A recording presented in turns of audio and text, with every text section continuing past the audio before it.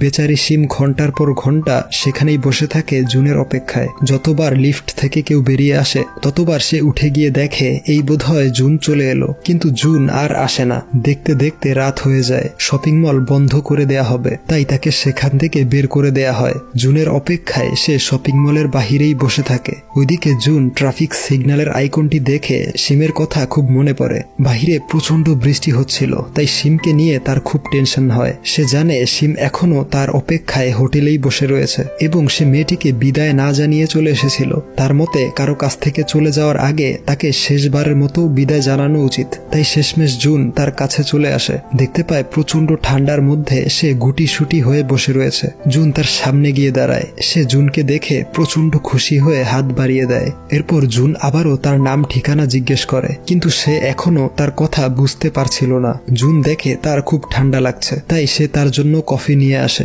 এবং তাকে শিখিয়ে দেয় কিভাবে কফি খেতে হয়। এরপর সে তাকে নিয়ে একটি হোটেলে ওঠে। হোটেলে কার্ড ইন এবং আউট করার মাধ্যমে বিদ্যুৎ সংযোগ অন এবং অফ হয়। বিষয়টা শিমের কাছে খুব ইন্টারেস্টিং লাগে। সে কার্ড নিয়ে খেলতে শুরু করে, তাই বারবার লাইট অন এবং অফ হতে থাকে। তখন জুন ওয়াশরুমে গোসল করছিল, বারবার লাইট অন অফ হচ্ছিল। এতে সে বিরক্ত হয়ে যায় এবং শিমের হাত থেকে কার্ডটি নিয়ে লাইট অন করে দেয়। তাকে বলে, তোমাকে দেখে আমার খুব মায়া হয়েছিল, এই কারণে আজ রাতের জন্য তোমাকে থাকতে দিয়েছি। আগামীকাল সকালে তুমি তোমার বাড়ি চলে যাবে। এদিকে শ্যাংজিনকে দেখানো হয়। শ্যাংজিন বলে, জুন এবং তার বন্ধুরা আমাকে বোকা বানিয়ে অনেক টাকা হাতিয়ে নিয়ে গেল। এই ঘটনা এখন সবাই জানতে পেরে গিয়েছে। সবাই আমাকে নিয়ে হাসি ঠাট্টা করছে। এই শহরে আমার যে সুনাম ছিল তা কিছুই অবশিষ্ট নেই। আমার নাম খারাপ হয়ে গিয়েছে। এই শুনে তার বোকা অ্যাসিস্ট্যান্ট বলে, ম্যাম আপনি আপনার নাম বদলে ফেলুন, সবকিছু ঠিক হয়ে যাবে। তার এই বোকা আইডিয়া শুনে শ্যাংজিন প্রচন্ড রেগে যায় আর বলে, যেভাবেই হোক তাদেরকে খুঁজে বের করো, প্রথমে জুনকে আমার সামনে নিয়ে আসো।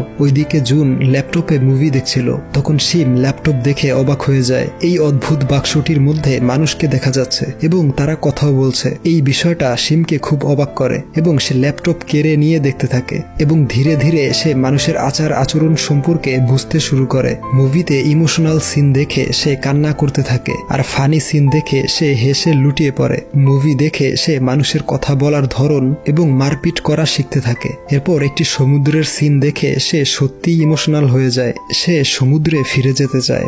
সকালবেলা জুন ঘুম থেকে উঠে দেখে শিম সারা রাত জেগে মুভি দেখেছে।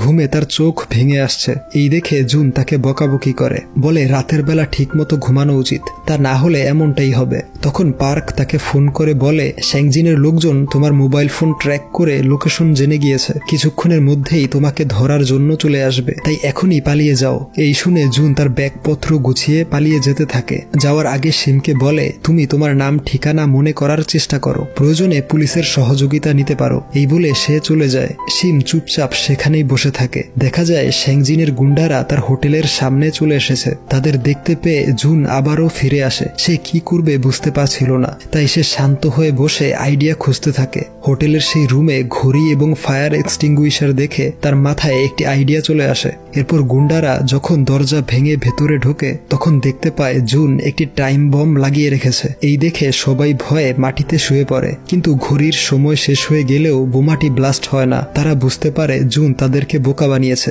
এবং ব্যালকনি দিয়ে পালিয়ে গিয়েছে। পরবর্তী সিনে দেখা যায় গুন্ডারা জুন এবং শিমকে তাড়া করছে। শিম প্রথমে একজনকে অনেক দূরে ছুঁড়ে মারে, এরপর এক লাথিতে 4 জনকে কাত করে ফেলে, কিন্তু এসব জুন দেখতে পায়নি। সে তাকে নিয়ে সাইকেলে করে পালাতে থাকে। প্রথমবারের মতো সাইকেলে চড়ে শিম খুব আনন্দিত